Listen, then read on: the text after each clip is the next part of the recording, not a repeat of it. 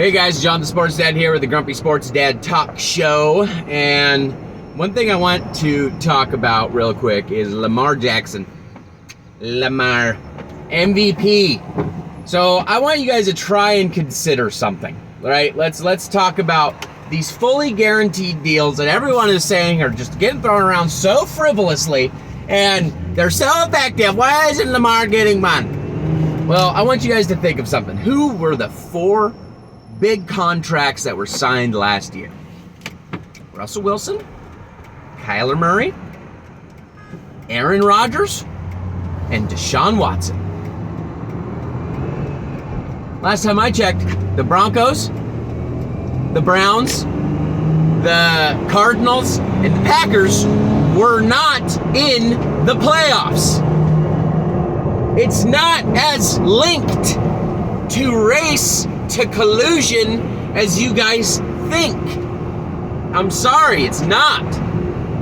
I'm a Native American man. I know I don't look like it. I grew up on a reservation. And so I know a thing or two about racial profiling.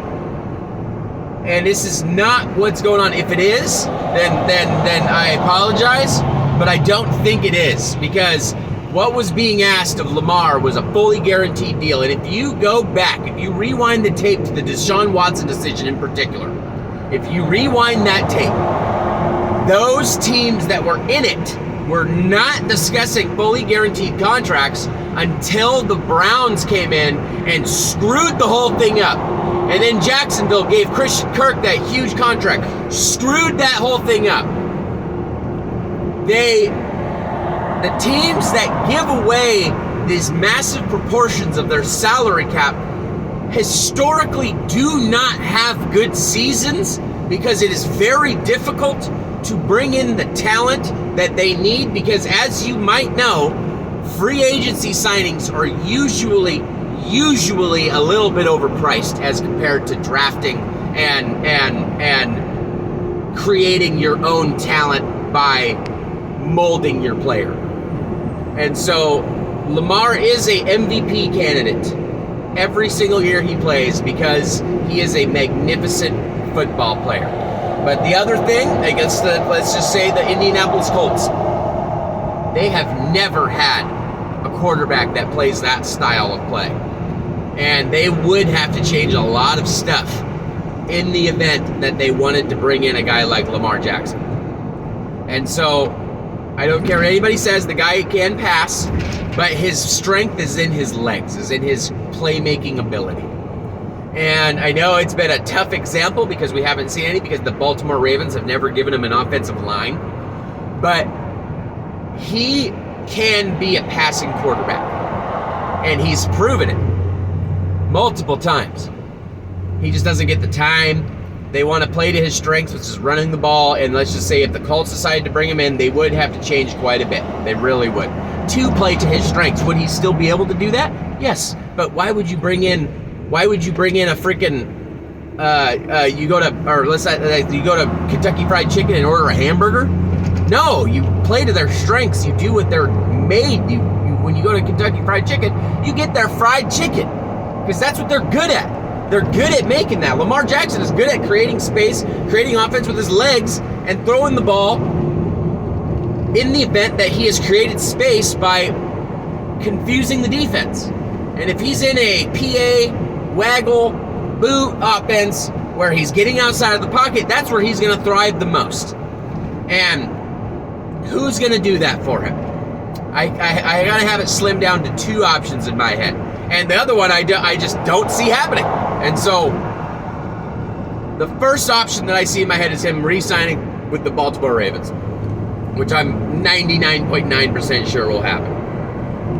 The other 0.1% I feel could be a possibility, especially with the threat of another very good quarterback coming into this conference, would be the Patriots. He did it already with Cam Newton, created a similar offense to what he would need to be around Lamar Jackson.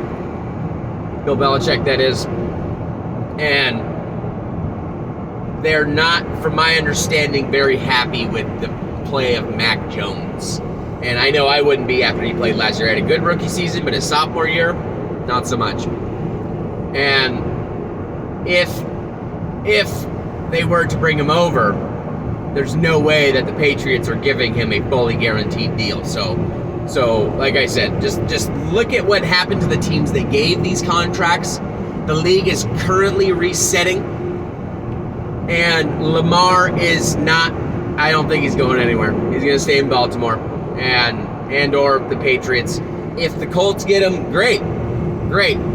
Messes up the Seahawks draft by Seahawks, but outside of that, I mean, they're going to change a lot for that to happen, and so I just don't know if that's a possible idea. The Patriots have already done this with similar roster to what they already have, and so my personal hot take would be the Patriots, and they're a team that you don't hear about what they're doing until it gets done. There's no murmurs, there's no rumors. They're good about keeping things in house, and so I do genuinely believe that Lamar is a great player. I just don't think that the guaranteed contracts are a thing anymore. I think that's getting phased out because of what happened to the teams that did it. It's really, really hard when you're paying your quarterback that much money to build a roster around him. It really is, because you got to make sacrifices to do that. You got to look at some of your guys that are about to go get out of their rookie contract, and you got to be like, man, I can't pay you what other teams will. Will you stay here? And the obvious history shows that not everybody's going to do that. They're going to go and make their money, because the average length of a NFL player's career is only like 3 or 4 years. I don't even know if it's that long. And they got to take care of themselves. This is money that can change the trajectory of their life and their families for generations. And so that it makes things hard. Like the Green Bay Packers are the biggest example I have of that. Look at what happened to the Green Bay Packers in 1 year from giving Aaron Rodgers that ridiculous contract they gave him. 1 year. They went from the best record in the NFC to not making the playoffs and having very, very, very below average receivers whom were not on the same page. They had problems staying healthy, which screwed them, and they could not do anything because they were stuck underneath this contract. And now they're wanting to get rid of this contract and get multiple first-round picks, and everybody's just laughing at them because they're like, dude, I'm sorry, but I'm not bailing you out. You did this to yourself. Like, you should not have given him that contract. And I mean, that's just me. That's what my take is on it. I don't think Lamar's going anywhere. I don't think it's as collusion or as much with race as it is just guaranteed contracts, and these gigantic contracts are going to kind of be on the back burner for a while because of what's been going on. Teams were kind of going back into almost a run style NFL for a little while. The teams that all made it last year were all good running teams, and so we're going to have a flip-flop.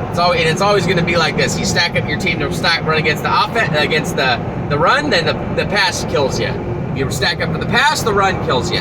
And unfortunately for the league, Lamar Jackson exploited a time where passing was everything, where everybody was playing for passing the ball, and that's why he had the season he did, was because everybody was playing him for a passing game, but he just ran that ball all down their throats. And now that we're kind of going back to a run style offense throughout the NFL and it being as effective as it's been, will his game be the same? Probably. It'd probably still be good, but it might not be as effective as that year. And again, like I said, you build up to have a solid run game. You have to bring in a bunch of big boys that make good money, because they are, and that's where, everybody wants to see the star through the window, but you'll have to pour the concrete foundation first before you can install that window. And I know the window's everything that everybody sees, because you see through it, you see the beauty, right? It's like a star receiver, star quarterback. They're the beauty of the team, but you got to have that line in place to do so. And that is the concrete foundation of your team. And you have to have a solid foundation before you do anything else. And that's what making this huge contract makes difficult. So, all right, guys, that's what I think. Remember to give me a like and a share. All right, guys, peace.